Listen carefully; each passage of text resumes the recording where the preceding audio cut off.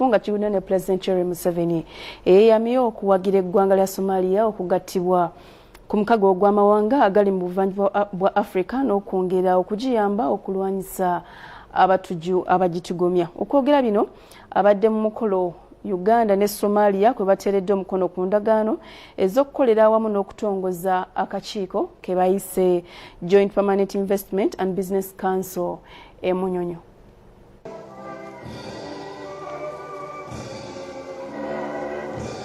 Omukolo gutandise na kussa mikono ku ndagaano wakati wa gavumenti ya Uganda ne ya Somalia. Mu ndagaano esooka Uganda ekiikiriddwa Minisita w'Eby'obusubuuzi Francis Mwebesa, ate Somalia n'ekiikirirwa Minisita Jibril Hagi Abidi. Ate endagaano ey'okubiri Uganda ekiikiriddwa akulira Uganda Investments Authority Morrison Rakakamba ne Somalia n'ekiikirirwa Muhammad Dabo akulira ekitongole ky'abamusigansimbi. Minisita Mwebesa ategeezezza nti olukungaana luno wakati wa Uganda ne Somalia lwakutumbula eby'obusubuuzi.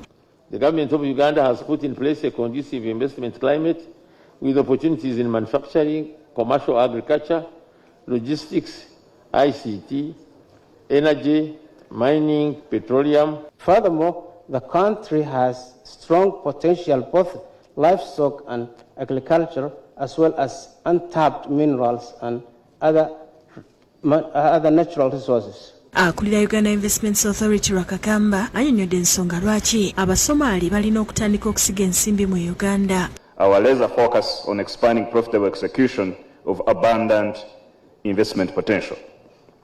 It further strengthens Somalia's and Uganda's commercial ties. President wa Somalia Hassan Sheikh Mohamud yeebazizza Uganda olw'okubadduukirira bwe baali balumbiddwa abatuju. UPDF till today continue to support us in our fight against the terrorism and keeping the peace in Somalia.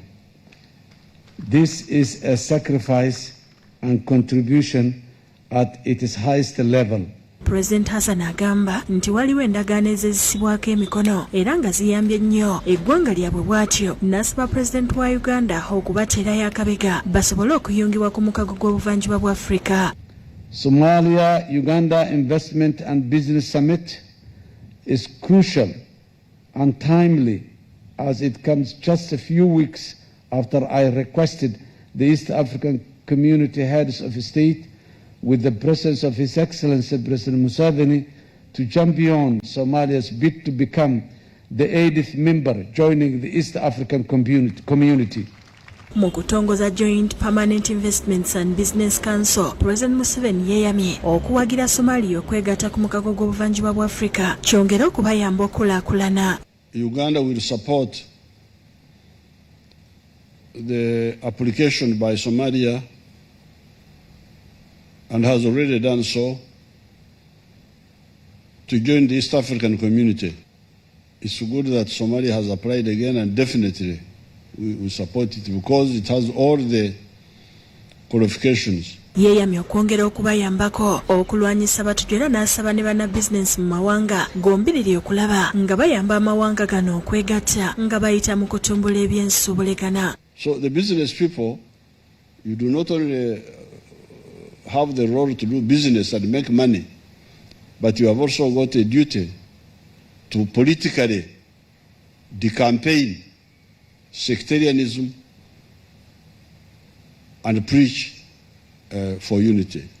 Brigadier General Keith Katunji akulira ekibinja kya UPDF e Somalia akakasizza abasuubuzi nti emirembe gyongedde okubukala mu ggwanga eryo. Where security has liberated, the liberated areas, business is flourishing. Somalis are very, very hard-working people. Libasanyufu nnyo n'enteekateeka eno olw'ensonga nti lw'ogaziya akatale mumanya nti bakasitoma bagenda kuba beeyongera.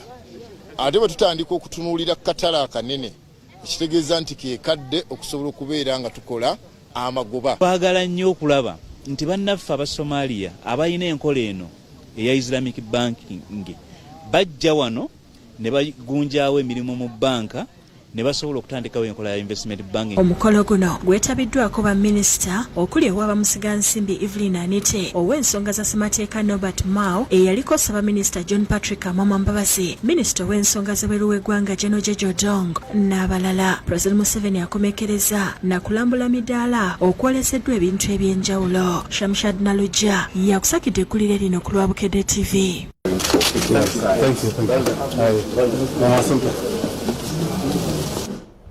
Nga tuvuddeyo Munyonyo, bannayuganda bangi bakyakubagana empawa ku nsonga y'omubaka wa Bukoto South Dr. Kagabo okuzzayo obukadde 40 zagamba nti zamuweebwa Speaker wa Parliament. Bangi ku bano bagamba nti ensimbi ezo yandibadde azikozesa okuyamba abantu bakyekirira so nga ate abalala ekikolwa kyakoze kyabuzira.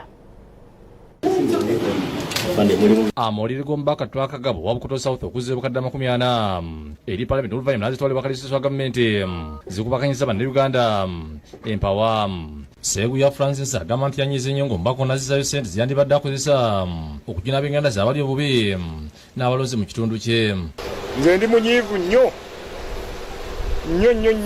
kyemupi owe Bukoto South okulaba nti yazizzaayo ssente, naye yalibadde asobola ssente ezo n'agenda n'aziteeka mu constituency we, n'aziteeka mu ddwayo ne bazigulamu eddagala oba ne bagulamu ebitanda oba n'aziwa abalonzi be, ssente n'ozizzaayo zigenda kugenda wa? Bakakati obukadde 40 bwe bafuna mu mwezi gw'omukaaga, ddala lwaki obuzzaayo mwezi gwa 8? Labison kijjamu ono n'ebyafuzi ategeeza nti muzira kuba bannayuganda basobola okukola ekikolwa kino si bangi. Yeewaddeyo abeere saddaaka ekyokulaba nga ensenyi enunulwa mu bwenguzi. Asaba ababaka abalala okutwala ekyokulabirako ekya Kagabo nabo beekube mu kifuba bazeeyo ssente. Munnaddiini Apostle Mulinde ategeeza nti ekikolwa kino kiraga enjiri ebuulirwa mu kanisa ey'okumi obuli bw'enguzi n'ebikolobero ebirala. Ategeeza nti kyakoleddwa omubaka kyabuzira era ofiisi ya Kalisoliisi esanya okukwata omubaka n'obwegendereza n'okumuwa obukumi asobole okulonkoma bonna abamuwa enguzi. Ku mubaka afaanagana bw'atyo abo be babaka basaanidde okusoosowazibwa ate n'okuteekebwa ku mwanjo mu ngeri y'okulwanyisa obulyato. Era singa tufuna ababaka bwe batyo n'ekintu ekyali ekyannuma edda ababaka ba Paalamenti okujjanga Paalamenti ne basookera ku kyakweyongeza musaala na kwegabanya ssente ng'abantu gye bava beeryankuta. Yakulira ekitongole ky'obwannakyewa ekya Anti-Corruption Coalition Uganda, Maron agamba nti omubaka Kagabo asaana kuba omudaali ku kye yakoze. Baveeyo bazikomyewo tumanye ekizibu kyekirina mu ggwanga lyaffe tusobole okukinogera eddagala. Dr. Livingstone Siwanyana akulira ekitongole ki Foundation for Human Rights Initiative Uganda agamba nti omubaka kye yakoze kyabuzira. Agabonze mulabanga omuzira baba yakkiriza okuwaayo ssente ezo n'azizzaayo, era mulabanga ekyokulabirako mu kulwanyisa obuli bw'enguzi nti asobola okututegeeza nga bannayuganda. Wabula ategeeza nti akawundira kukwata ssente n'azitoola akalaga enguzi yagira era alina omusango. Ensimbi ezo yazifuna mu ngeri ki, zamuweebwa zitya, era yazizizzaayo atya, era bwe yaziwadde be baani, kwegamba kituyamba okumanya eyazimuwa yali agenderera ki. Leero omubaka Kagabo azze muneeyanjula eri woofiisi ya kalisolisi wa gavumenti okubaako byabuuzibwa. Wabula amyuka kalisolisi wa gavumenti Dr. Patricia Kyanukiri olunaku lw'eggulo yategeeza nti bali mu kunoonyereza kuwa omubaka ono yajja ssente n'ekizaali zigenda okukola. David Sikayombya yakusakidde eggulu eno ku Lwabukedde TV.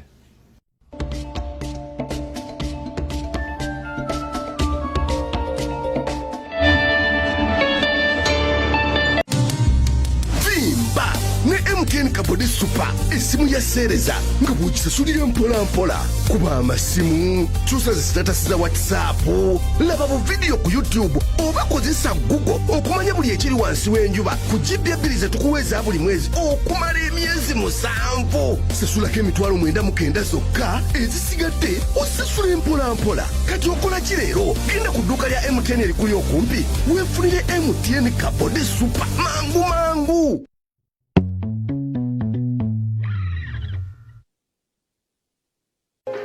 Omupya omulongooseemu mu ndabika empya. atenkanika mu kuggyamu amabala.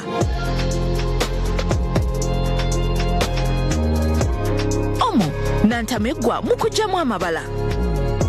Omo omupya omulongooseemu mu ndabika empya atenkanika mu kuggyamu amabala.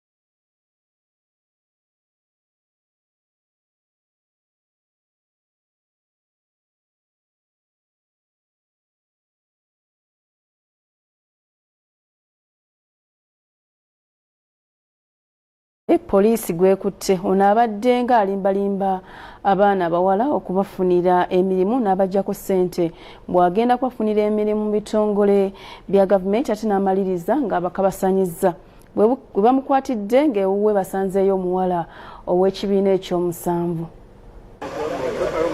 Poliisi e Kayunga etutte emmundu n'esalako ekikomera mwekwatidde omusajja eyeeyisa omusumba nga kigambibwa nti abadde adyekadyeka abaana ab'obuwala okubafunira emirimu n'amaliriza nga batuuziza ku ssesiriiza. Libadde mu zooni ya Namagabi mu Kayunga Town Council mu disitulikiti y'e Kayunga.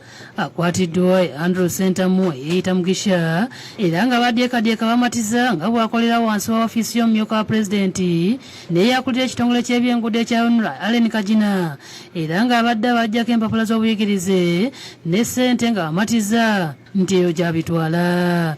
Nangamba nti yeetaaga fotokopi ya ndagamuntu yange then nangamba yeetaaga ne baluwa y'ekyalo naye ate oluvannyuma n'abikyusa onamugambira ekyalo ngifinagamba tebagenda makulu nnyo wandibadde okolaki naye wandibadde togireese nze oli mumanyi ogudde naye bulungi nnyo nangamba buli kimu nviiri ne mufunira saaluuni oyo mwana ndoozaadde ayagala mukuuki yajja nanimba nangamba ng'omukazi waamu oyo omukazi nampeereza omubaka nangamba sinyigira bwereero omwana tamugobanga omwana yamulimba namugamba mamaye nga wamusayo omusango omuyiga ki enviiri tategerekeka kenya tegera kikyakola ekisooka ayogeranya ku ssimu sawa yona abeera ku ssimu abeera ku ssimu.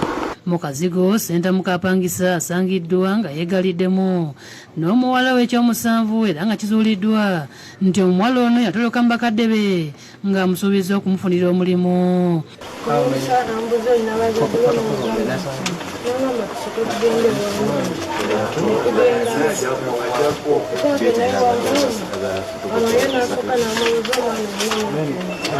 Bamusanze n'ebiwandiiko ebiraga nti yayimbulwako mu kkomera ekibaleetedde okulowooza nti muzzi wa misango wa lulango. Omuwala ategeeza nti yabadde asula wansi awo ku mukeeka nga ye Ssentamu yasula ku kitanda newankubadde balirwana balumiriza nti babadde basula ku kitanda kimu.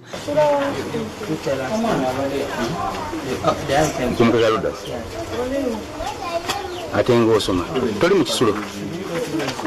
Omusajja oyo kiteeberezebwa nti ali kuluutinga abaana abalima kyagenda bafunira birimu.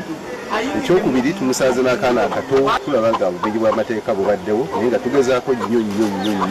Njagala kwebaza poliisi, njagala kwebaza security yange Obani ekoze ekisoboka kyonna kubanga wansi neyaggulu yangeri. Mu kazigo ka Ssentamu musangiddwamu empapula z'abaana abawala ez'amasomero ze yabaggyako ng'asuubiza okubafunira emirimu ng'abamu abakumira mu kazigo ke bwe wayita akabanga ng'abagoba gwe wamma ng'ayingizaawo abalala. Era mugagga alina amakaani namagabi naye twagambye okugula nga tetulaba yeeyiyo omukyala yatugamba oli mukyala we yagenda okulaba.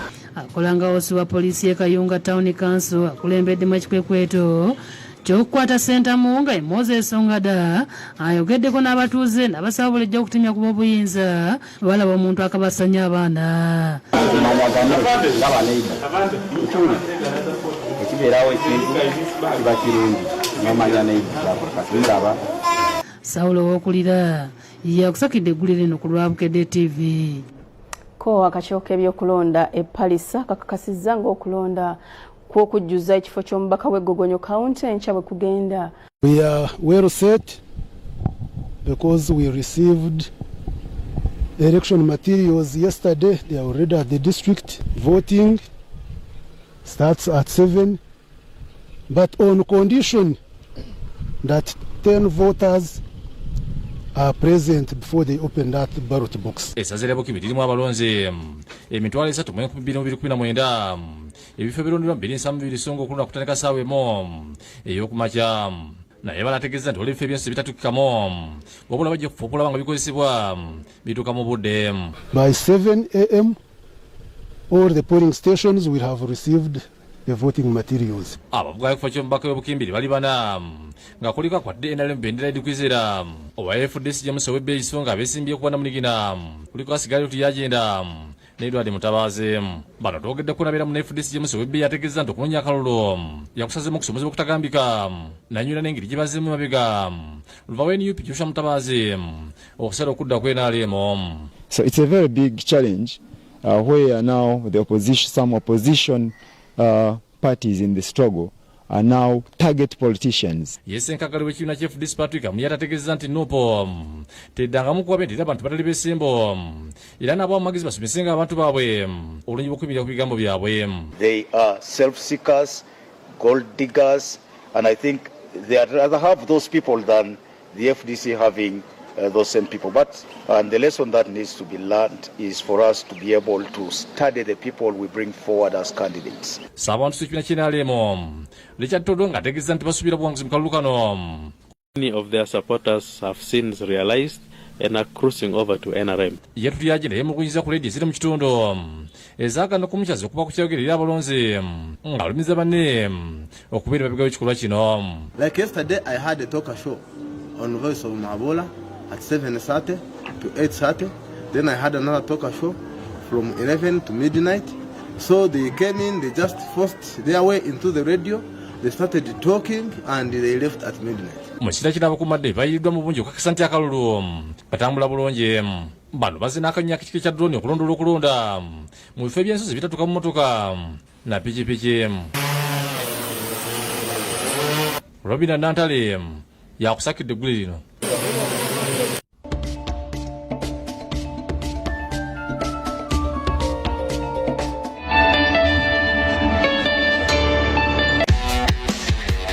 on experts. Enjoy true feelings, a flood of emotions, a rush of adrenaline,